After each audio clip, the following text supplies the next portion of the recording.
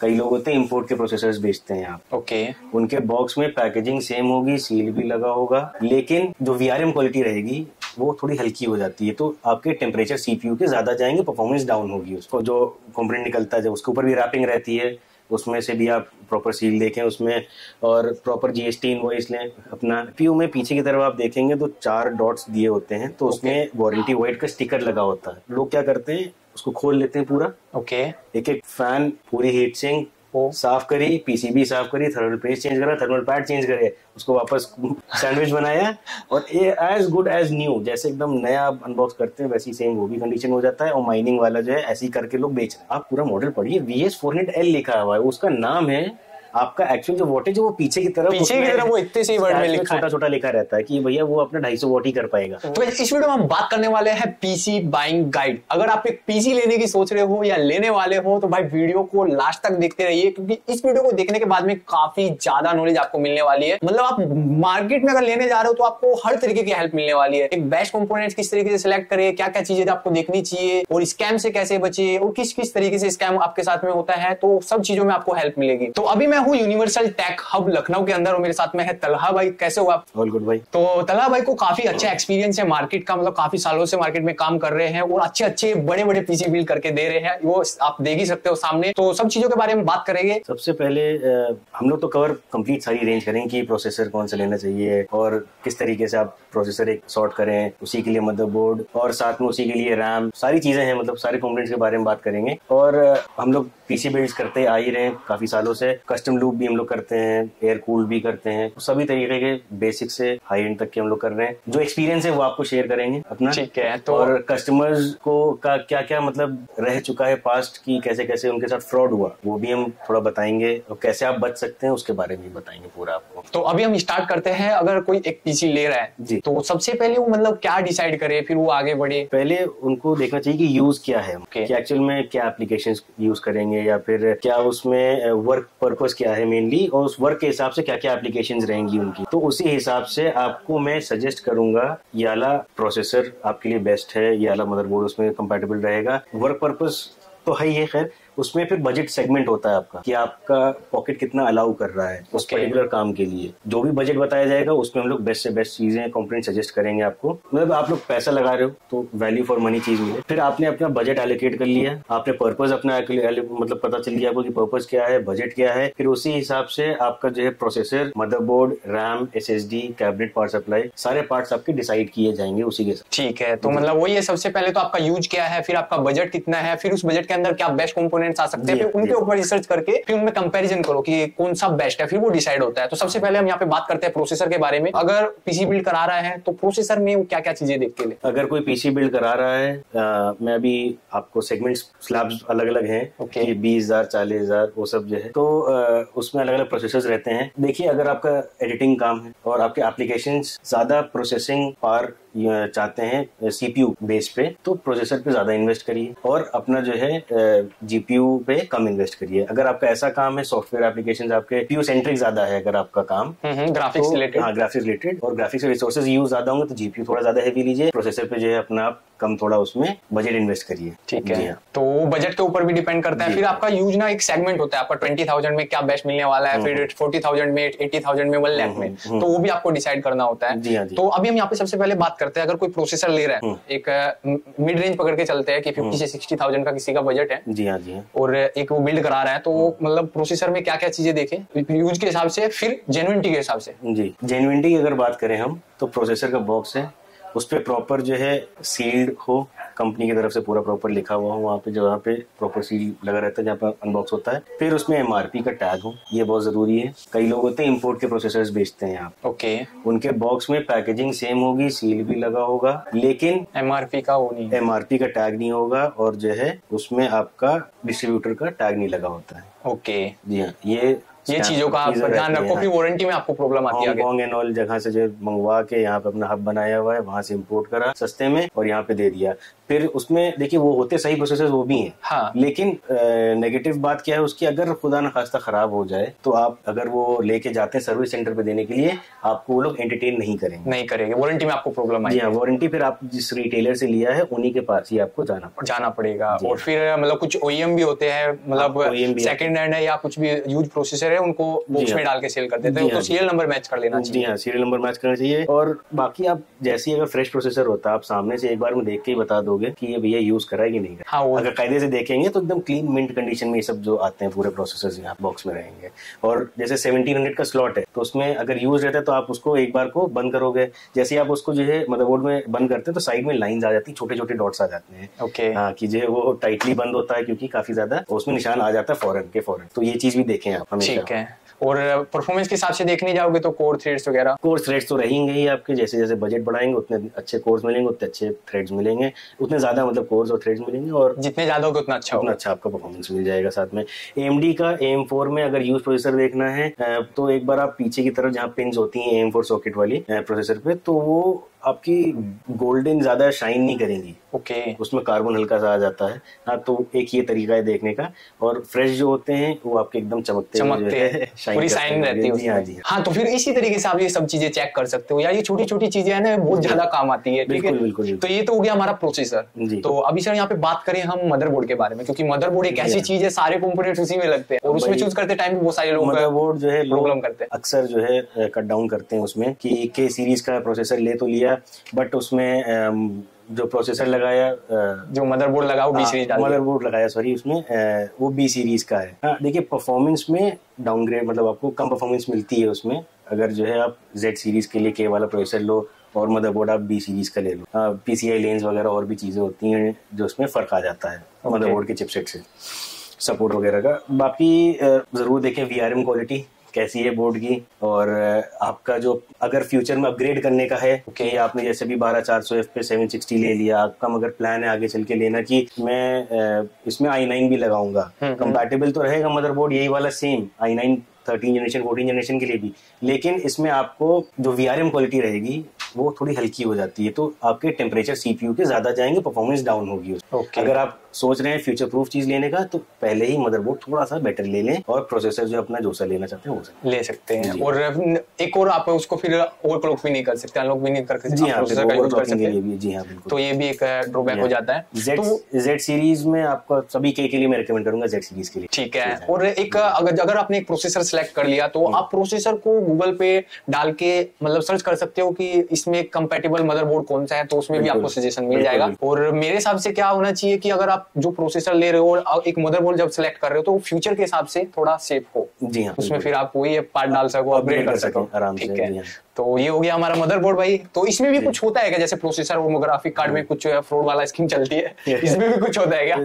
Motherboard में usually ऐसा होता नहीं है। ओके। हाँ, बट ये कि लोग ओपन बॉक्स दे देते हैं, और जो थोड़ा डैमेज बॉक्स वाले जो मदरबोर्ड्स होते हैं वो थोड़ा कम प्राइस में मिलता है। बट ये नहीं, अगर मदरबोर्ड खराब होना होता है और जैसे ही अनबॉक्स करके लगाया जाएगा उसमें, फौरन आप जैसे लगाओगे उसमें वो डेड, मतलब उसमें जो इश्यूज आने लग जाएंगे बूट करते टाइम। बाकी मिंट कंडीशन अगर आपको चेक करना है कि मदरबोर्ड सही है और आपको फ्रेश नया ही दिया गया है, तो उसमें जो भी आपके कंटेंट्स होंगे, पहले तो जो रैपर्स आते हैं अंदर की आपके आईओ शील्ड एक शीट के अंदर आती है, पैकेजिंग के अंदर आती है, फिर आपके जो सेटा केबल आते हैं वो सभी पैकेजिंग में होता है, वो सब सील पैक्ड रहेंगे।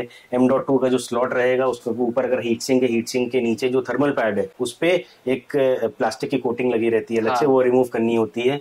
उसका मतलब कि वो यूज नहीं है, फ्रेश है। फिर VRM जहाँ पे होती है आपकी, जैसे ये है यहाँ पे VRM के ऊपर जो हीट सिंक है, मेनली हीट सिंक के दाएं बाएं अंदर जो है उसमें डस्ट होती है और सब चीजें आ जाती हैं। हाँ। तो ये VRM के ऊपर हीट सिंक रहती है, यहाँ पे तो हल्की आपको थोड़ी दिख रही है, बाकी आप थोड़ा हैवी मदरबोर्ड लेंगे तो उसमें और थिक होती है। उसके लेयर्स में जरा सा नीचे की तरफ देखेंगे डस्ट होगी उसमें, या फिर जो है कुछ ना कुछ स्टिकी सा जो है उसमें निकल रहा होगा। हाँ। तो वो मतलब आपको देखने से ही फील हो जाएगा। जी हाँ, वो देखने से आपको पता चल जाए कि जो है ये मदरबोर्ड यूज्ड है, या फिर जो उसमें ओपन बॉक्स मिला है आपको। जी हाँ, प्रॉपर वैसे आप सील सब लगा के दे रहे हैं, गीगाबाइट का बड़ा टिक रहता है यहाँ पे, स्टिकर आसूस का अलग रहेगा, MSI भी आप लगा के देने लग गया है, तो वो चीज तो रहेगी, सामने आपका अनबॉक्स होगा। ठीक है, तो अभी हम नेक्स्ट, हमारा प्रोसेसर हो गया, मदरबोर्ड हो गया, अभी मेन इंपोर्टेंट आता है हमारा ग्राफिक कार्ड। तो ग्राफिक कार्ड के बारे में बात करते हैं भाई। ग्राफिक कार्ड में अभी बहुत सारे सीन चल रहे हैं जी, तो वो भी बहुत ज्यादा इंपोर्टेंट हो जाता है। ग्राफिक कार्ड भी सेम वही है, आप सील प्रॉपर खोल के उसको सामने अनबॉक्स करवाएं, अंदर वाला भी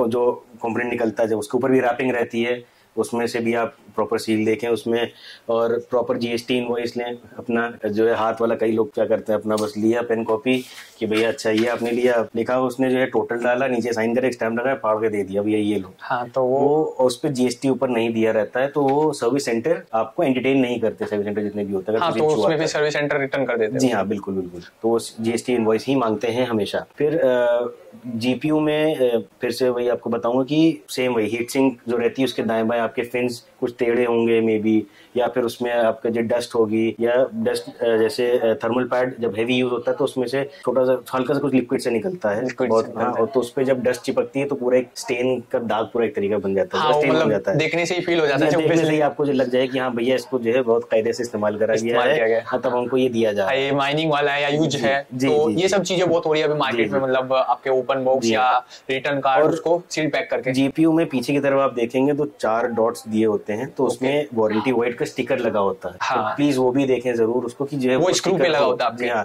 क्योंकि बदमाशी में लोग पैकेजिंग का भी जो है सील पैक बॉक्स कर देते हैं दोबारा। ओके, बहुत तरीके रहते हैं, हीट गन से खोलते हैं और निकालते करते हैं, सब कुछ है, रैप कर देते हैं वापस।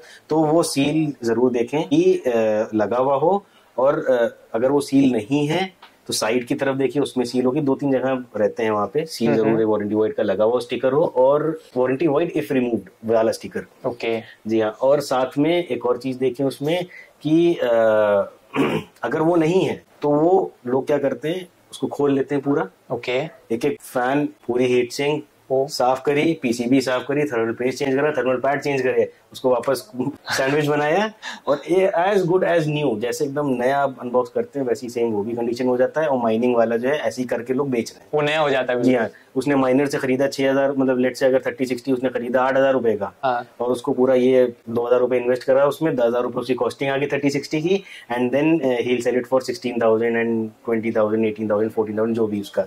तो कस्टमर भी नहीं बता पाते हैं कि ये नया है कि पुराना है, तो क्या तरीका है, तो क्या तरीका है कि इसको पहचान सके, और मतलब कोई भी सब्सक्राइबर देख रहा है तो इस तरीके के फ्रॉड से बच सके। भाई तरीका तो यही हमने बेसिक सबसे पहले बताया कि उसको देखिए, समझिए, साफ सुथरा लगे तो लीजिए, बाकी बेंचमार्क कर लें जरूर। ओके, हाँ, वो यूज में फिर भाई बेंचमार्क अगर आप यूज ले रहे हैं जीपीयू तो बेंचमार्क जरूर करवाएं उसको लेते टाइम, दुकानदार से कि भैया बेंचमार्क करिए, इसे स्कोर दिखाइए, इसका जो ऑप्टिमम होना चाहिए उसी के आसपास होना चाहिए स्कोर, और आप ले सकते हो वो चीज।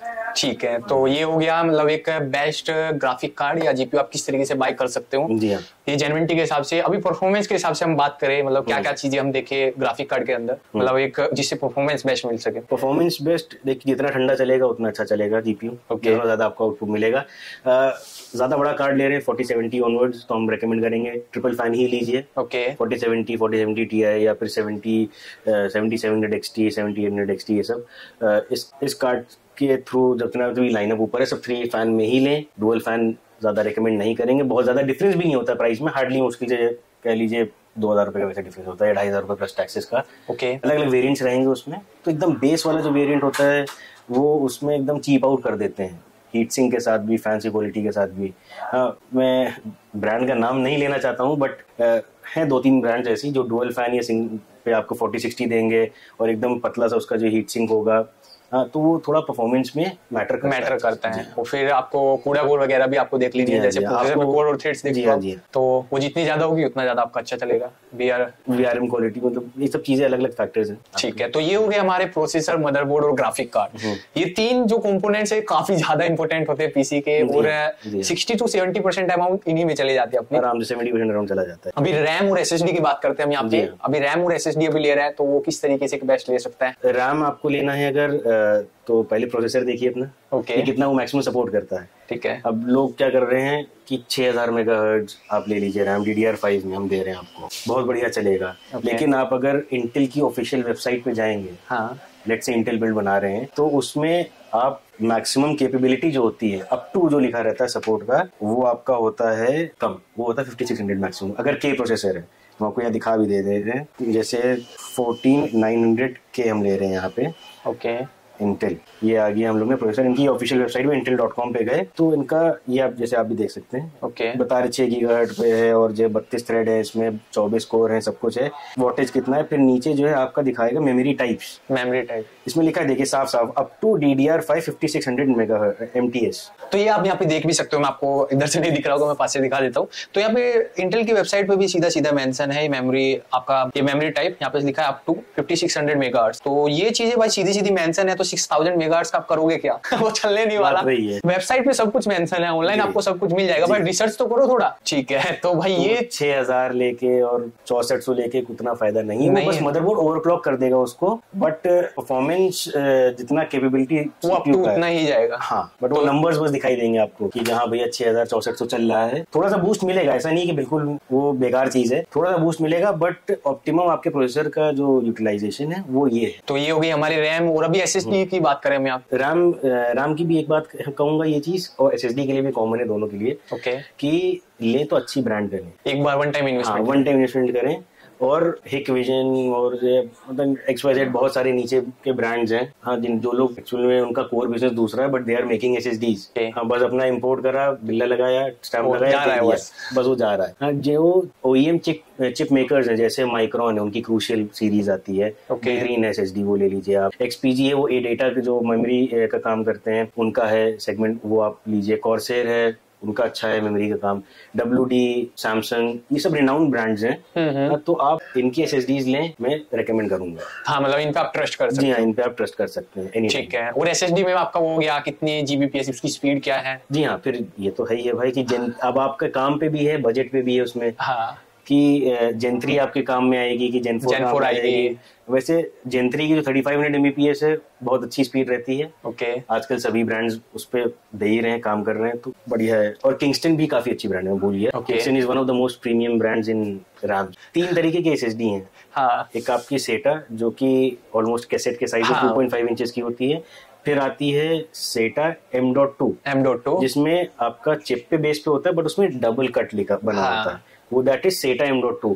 वो सेटा SSD से अगर कंपेयर करें, जो 2.5 इंच वाली से कंपेयर कर रहे हैं हम, उसको स्पीड सेम है, फॉर्म फैक्टर सिर्फ अलग है। थर्ड SSD जो आती है आपकी, वो होती है NVMe, जो आपकी सबसे लेटेस्ट चल रही है। उसमें जनरेशन आते हैं Gen 3, Gen 4, Gen 5 ऐसे करके। तो उसमें आपका सेम वही चिप जैसी होगी, बट उसमें सिंगल कट रहता है। M.2 में काउंट आती करता है, वो बढ़िया रहती है आपकी, बेहतरीन। इस टाइम पे सबसे ज्यादा वही आप लिया जा रहा है पीसीज में, लैपटॉप। ठीक है, मतलब वही होता है ना, जो अगर पीसी बिल्ड कराने आए उनसे NVMe का प्राइस लिया और उनको दे दी सेटा या M.2, इस तरीके से भी होता है। तो वो भी आपको ध्यान रखना है, उसके ऊपर भी रिसर्च करके थोड़ा जाओ, क्योंकि छोटी छोटी चीजें होती है, उसमें भी आपको हो जाता है आपके साथ में कुछ ना कुछ Golmaal.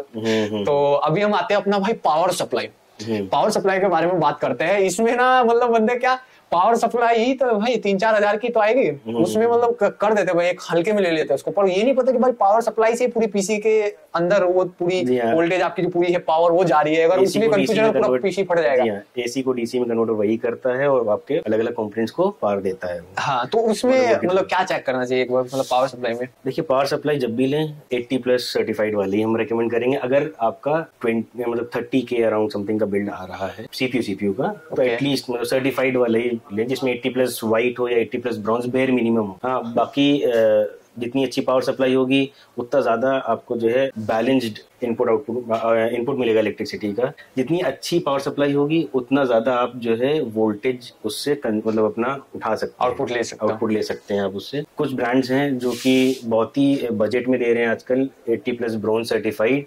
I don't know like वो प्रॉपर्ली सर्टिफाइड है नहीं, बट दे रहे हैं, लगवा सकते हैं उसको भी, बजट अगर टाइट हो। बट रिकमेंड करूंगा कि आप हम जो जैसे रिटेल करते हैं, हम ज्यादातर बजट में एंटेक करते हैं। फिर आपका थोड़ा ऊपर जाते हैं तो कूलर मास्टर एंड कॉर्सियर, बस 3 ब्रांड्स में मैं ज्यादातर भरोसा करता हूँ। बाकी बहुत ज्यादा बजट फ्रेंडली वाले सिस्टम्स होते हैं अगर, तो उसमें मैं एंट ई स्पोर्ट्स की आपको रिकमेंड करूंगा कि VS400, VS500, VS600 ले सकते हैं। और VS अगर 600 लिखा है और VS400 लिखा है तो वो जरूरी नहीं वो 400 वॉट या 600 वॉट। हाँ, मतलब भाई इनमें पावर सप्लाई में क्या होता है, लिख तो वो देते हैं 600 वोल्ट, जो रियल वोल्टेज होती है उसका निकालने का कुछ एक तरीका होता है, वो भी मैं भी आपको कभी बताऊंगा वीडियो में। तो उसमें क्या होता है, वो देती 350-400 वोट ही है। जी हाँ, जी हाँ। नाम लिखा है VS 600L, भैया मैंने 600 वोट की पावर सप्लाई मल्टीप्लाई करके निकालना होता है। बट वो एक्चुअल में जो ग्राउंड पे आप देखोगे, ग्राउंड लेवल पे देखेंगे कि आउटपुट कितना दे पा रहा है, वो बहुत कम होता है। वो कंपनियां मेंशन ही नहीं करती, ये एक तरीके से वो स्कैम नहीं कहेंगे हम इसे कहेंगे उन्होंने नाम इस तरीके से दिया है उसको, हाँ, कि वो VS 600L। हाँ, आप अगर गौर करेंगे उसमें W नहीं लिखा है कहीं भी, तो वोट नहीं है, मॉडल नाम है, वो मॉडल का नाम है VS 600L या VS 400L जो भी है। हम लोग माइंड के साथ में खेला जा रहा है। हाँ, वो माइंड के साथ खेला जा रहा है कि आपने नंबर देखा, डब्बे पे पावर सप्लाई की लिखा है VS 600 तो 400 वोट ही होगा, बड़ा बड़ा लिखा है। हाँ। आप पूरा मॉडल पढ़िए, VS 400L लिखा हुआ है, उसका नाम है। आपका एक्चुअल जो वोटेज वो पीछे की तरफ वो इतने से वर्ड में लिखा छोटा छोटा लिखा रहता है कि भैया वो अपना 250 वोट ही कर पाएगा, वही सब चीजें। तो वो भी बहुत सारी चीजें होती है यार, तो उन चीजों का भी आपको ध्यान रखना होता है। तो अभी हमारी सब चीजों के बारे में बात, अभी बस क्या रह गया, हमारा लिक्विड कूलर, एयर कूलर रह गया। तो उनके बारे में अगर हम यहाँ पे बात करें, कूलर्स में आप एयर कूलर भी अच्छे हैं, लिक्विड कूलर भी अच्छे हैं, बट एक सस्ता लिक्विड कूलर ना ले तो उसके बजाय एक महंगा लिक्विड एयर कूलर, मतलब हाँ, ज्यादा बजट फ्रेंडली लिक्विड कूलर के बजाय आप एक अच्छा एयर कूलर लें, उससे अच्छी परफॉर्मेंस देगा, रिलायबल रहेगा ज्यादा। क्योंकि AIO का एक पंप होता है, पंप की एक लाइफ होती है। जो बजट फ्रेंडली ज्यादा है उनको आप 1-2 साल चलाओगे, उसके बाद जो है पंप हल्का होने की वजह से आपको थर्मल्स थोड़े से ज्यादा टेम्परेचर जाएगा। ठीक है, मतलब जो बजट फ्रेंडली रहते हैं उनकी वारंटी भी मैक्सिमम 1 ईयर ही रहती है। 1 ईयर रहती है, ज्यादा 2 ईयर, क्योंकि उनको पता है 1 ईयर के बाद में उनके पाइप में उसमें प्रॉब्लम आने वाली है। बिल्कुल। तो ये चीजें भी होती है। और एक होता है भाई इस तरीके की जो वाटर कूलिंग पीसी बिल्ड हो गए या एक हाई एंड पीसी बिल्ड हो गए, अच्छे पीसी बिल्ड, तो इन चीजों को मैं तो ये बोलूंगा कि एक्सपर्ट की आप सलाह लेके करें। जैसे अभी थला भाई है, तो मतलब इनको मार्केट का काफी अच्छा एक्सपीरियंस है, मतलब लिक्विड कूलिंग पीसी बिल्ड ये काफी समय से करते हुए आ रही है। जी हाँ, जी हाँ। तो आपको भी दिखाया जाएगा कि जो कौन कौन ने बिल्ड करे हैं। हाँ, जी हाँ। तो वो आप करा सकते हो। आप मैं नंबर भी डाल दूंगा यूनिवर्सल टेक हम का, मैं नीचे सब कुछ डिटेल डाल दूंगा। वैसे आपके हिसाब से क्या क्या चीजों का ध्यान रखना चाहिए एक वाटर कूलिंग अगर कर रहे हैं, तो मतलब आप अगर कस्टमर का करोगे तो क्या क्या चीजों का ध्यान रखोगे उनके लिए? अगर मैं कस्टमर किसी का पीसी बना रहा हूँ, सबसे पहले देखूंगा भैया कैबिनेट कौन सी है। ओके, सबसे मेजर से वो चीज आती है, क्योंकि जितना कॉम्पैक्ट होगा, जितना स्पेशियस होगा कैबिनेट, अलग अलग जो कॉम्पैक्ट कैबिनेट का अलग हिसाब से डिजाइन बनता है, जो बड़े कैबिनेट होते हैं उनका डिजाइन अलग तरीके से रहता है। थोड़ा बड़े कैबिनेट में इजी होता है बनाना। ओके, जी हाँ। और उसमें आपको एयर फ्लो वगैरह का स्मूथ, मतलब एयर फ्लो का, और साथ में जैसे रिजर्वॉयर लगाना है, रेडिएटर लगाना है, थोड़ा इजी पड़ता है उसमें। हाँ, तो और परफॉर्मेंस भी उसमें अच्छी मिल जाती है। तो वो पहले ही आपको जो इस तरीके के पीसी होते हैं ना, उसमें पहले ही डिसाइड करना पड़ता है कि कहाँ से आपका जो ये पंप है वहां से वो होगा, और जो आपके रेडिएटर है वो कहाँ से मुड़ेगा, सब चीजें पाइप वगैरह किस तरीके से आपको ले जाना होगा। तो बहुत बारीकी काम होता है। मैं तो बोलूंगा कि कोई घर पे ट्राई कर रहा है तो ना करे, आपके साथ में कुछ ना कुछ सीन होगा। एक एक्सपर्ट की सलाह ले और उसी से बिल्ड कराए।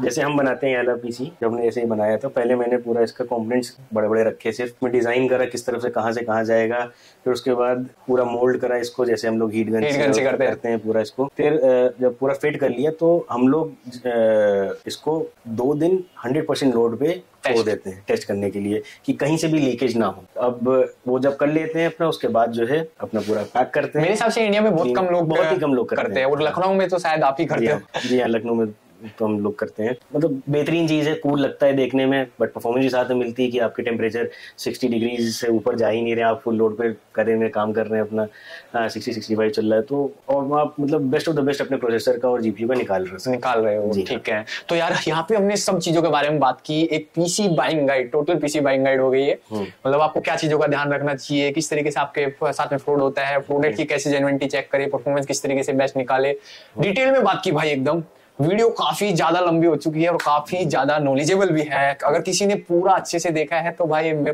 100% बोलता हूँ आपको फुल वैल्यू मिली है। कुछ ना कुछ आपने अच्छा ही सीखा होगा इस वीडियो में, आपके लाइफ में हमेशा काम आएगा वो। ठीक है, तो वीडियो अच्छी लगी तो लाइक सब्सक्राइब कमेंट करके जरूर बताना। और जो भी सर की स्टोर का एड्रेस है, नंबर है, मैं नीचे डिस्क्रिप्शन में डाल दूंगा, वहां से आप विजिट कर सकते हो या बात कर सकते हो, आपको अच्छी तरीके से गाइड कर देंगे। ठीक है, जो भी आपकी हेल्प होगी वो कर देंगे। और आपका ड्रीम पीसी बिल्ड है तो आप वो भी करा सकते हो। तो कॉन्टैक्ट नंबर आपको स्क्रीन पे दिख रहा है, वहां से बात कर लेना। तो मिलते हैं अपनी नेक्स्ट वीडियो में, तब तक के लिए बाय बाय, सब्सक्राइब करो।